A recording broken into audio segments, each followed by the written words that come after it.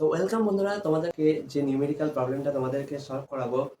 তোমরা যদি এই নিউমেরিক্যাল প্রবলেমটা শিখতে পারো তো তোমরা পরীক্ষায় আমি চ্যালেঞ্জ করে রাখলাম যে এক একটা সার্কিটকে কেটে স্যারের হাতে ধরিয়ে দিয়ে চলে আসবে।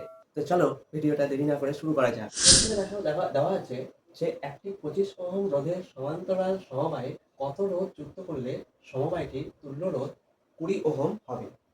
তো তোমরা ছোটবেলা থেকেই করে এসছো যে কত রোধ যুক্ত করলে মানে কি কিছু যদি না বলা থাকে তাহলে আমরা ধরে নিই যে এক্স রোধ যুক্ত করতে হবে। তো ওরকমই আমরা সিম্পলি ধরে নেবো যে ধরি এক্স রোধ যুক্ত করতে হবে সমান্তরাল সমবায়। এখানে ছবিটা এঁকেছি, ডায়াগ্রাম ভি ভোল্টের ব্যাটারি এঁকেছি।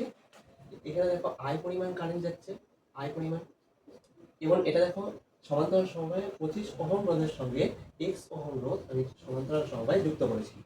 তো আমরা জানি যে সমান্তরাল সমবায়ের ইকুয়েশন কি, যে 1/r equals to 1/r1 plus 1/r2, যেখানে তুল্যরোধ আর এর মানটা দেওয়া আছে capital R equals to 20 ohm, 20 ohm. এবার মানগুলো পুট করো, অঙ্ক করো, হয়ে যাচ্ছে। তাহলে 1/20 ইকুয়ালস টু কত হবে? 1/r1 মানে এই যে এই রোধটা হচ্ছে r1 রোধ আর এই রোধটা হচ্ছে r2 রোধ। তাহলে 1/x প্লাস 1/25, 25। এবার 1/x এদিকে নিয়ে আসো, সাইড চেঞ্জ করো। 1/x-টাকে দেখো এদিকে নিয়ে আসলাম, তাহলে 1/20 এটাকে এদিকে নিয়ে যাও, তাহলে 1 মাইনাস হয়ে গেল 1/25। 1/x এখানে রাখো, 1/25টাকে এদিকে নিয়ে যাও, তাহলে যোগ আছে বিয়োগ হয়ে যাবে ওই পারে গেলে।